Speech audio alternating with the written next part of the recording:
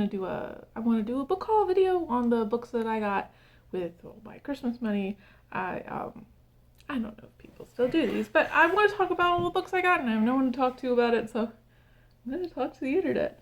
So I got about, my math is probably going to be wrong, but I think I got like $300-ish for Christmas, just in like gift cards and whatever, and I thought to myself, I'm going to spend it all on books.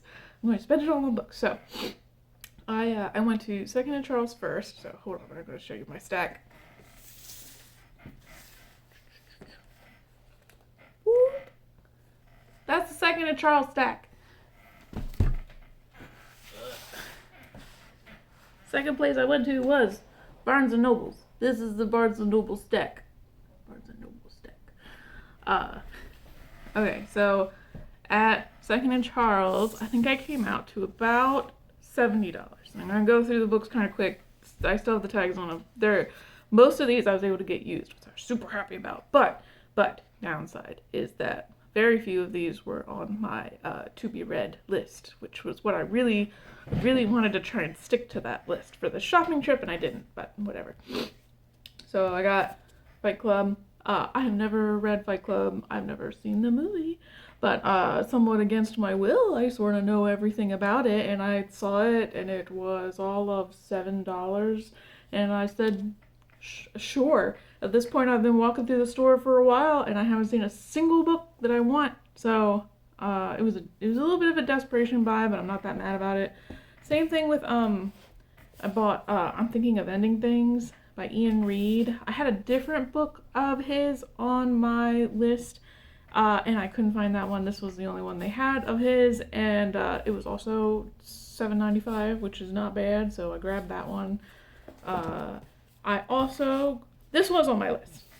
This was full price. This is Bunny by Mona Awad. I know that the sequel came out recently, and on the podcast I listened to, one of the hosts was like freaking out about the sequel, and I was like, okay, I've never heard of that book, but it sounds sick, and I kind of want to read it, but I wanted to get the first one.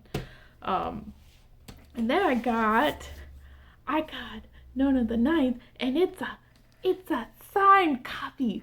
So I have all of these in paperback, and this is a hardback, and it was also used, so it was $8.75 for a, for a signed copy. Oh my god.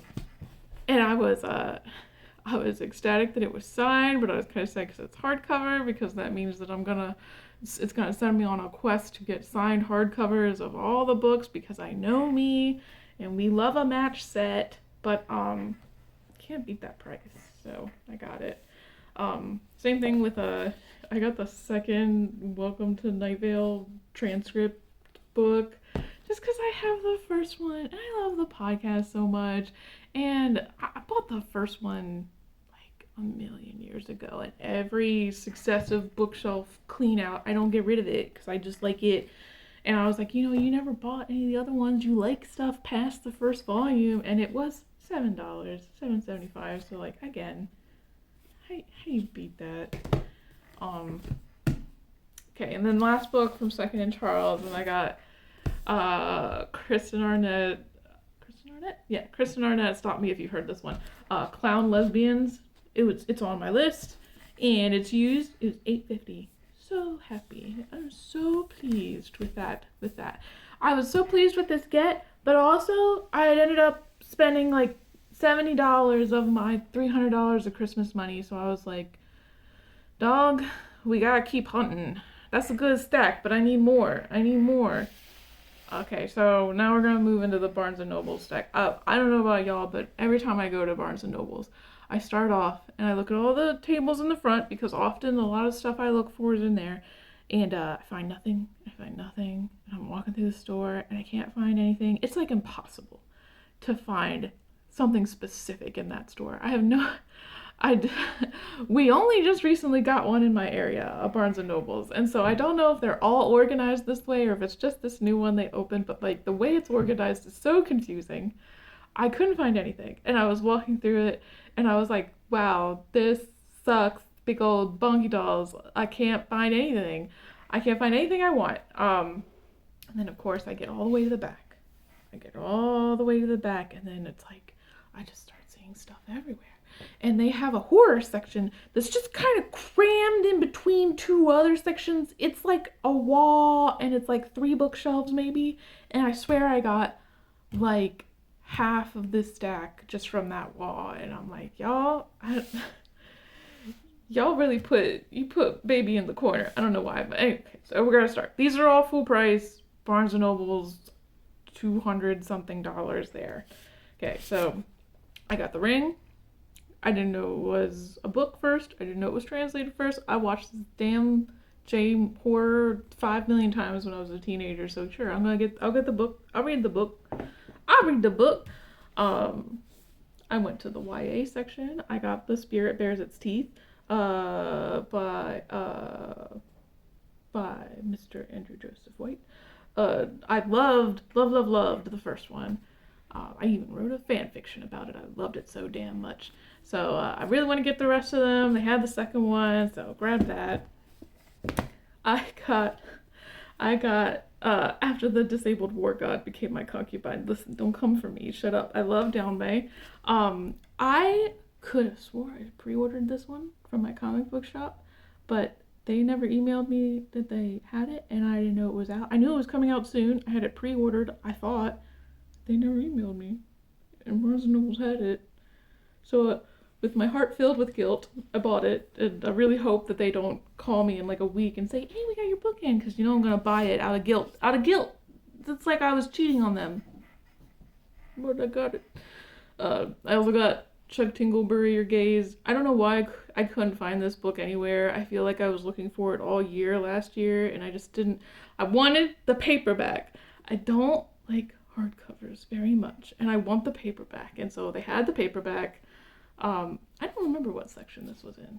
I think this was on a table, because I was like, oh look, it's the gay table, and I was like, oh good, this is one of my gay books. Excellent. I also got Dark Rise by C.S. Pacat. This is more of a. So I saw that name and I was like, gosh, what? This cover looks familiar and that title looks familiar, but this was also in the YA section, and I was like, I don't read a ton of YA. What is this? Why is this familiar to me? And then I did a little quick Google. I was like, oh, this person wrote the Captured Prince series. 2015 has come back to haunt me, and it's written a YA novel. So I was like, okay, I guess I'll grab that one. I'll grab that one too. Who knows? It might be stealth gay. I'm gonna read that. I'll read a stealth gay. Another horror grab. I got The Impusium. It's won a bunch of awards. I don't know a ton about it except, horror, health cults. I love that kind of stuff, so I grabbed that. That's been on my TBR. The only book I got from all the stuff at the front of the store was the new Chuck Tingle book, Lucky Day. Chuck Tingle is just an insta-buy for me. I know nothing about this book. I didn't even know it was out. I insta-buy. At the time, I was like, oh, I got one book here at least. Yeah, anyway. Another find in the horror section was Mary, An Awakening of Horror. I also don't know a ton about this except that lady discovers cannibalism and discovers she likes it, maybe? I don't know. Don't come for me.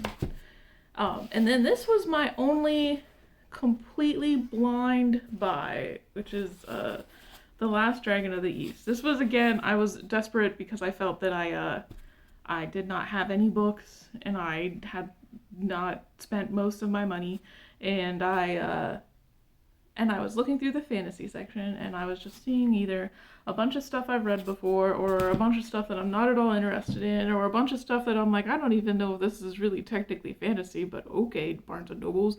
And then the colors on the cover happened to catch my eye, and I liked the cover art, and then I, read the back, and I liked the back, and the premise is that a guy can see the red string of fate, so he can see who your soulmate is, and he runs a little tea shop, and he's like a matchmaker in town, and then through a series of events, he has to go find the last dragon in the world, and it's like he never can find love because his string is all gray, and I'm like, your lover is a dragon, and I'm like, dragon girlfriend, dragon boyfriend.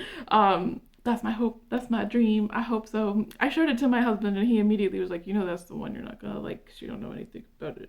And I was like, how dare you curse me in this way. So I guess we'll see who's right or wrong. Will my instincts be right and this is a cool dragon girlfriend book, or is this going to be a a, a, a no hit for me? Anyway, that's my book haul. I hope you enjoyed. I hope it gives you some ideas. Have you read any of these? Did you like them? Did you not like them? Tell me what you think. Um, I'm digging a hole. I'm digging myself deeper and deeper into the hole. But we do what we do. So wish me luck on my reading. Thank you. Bye.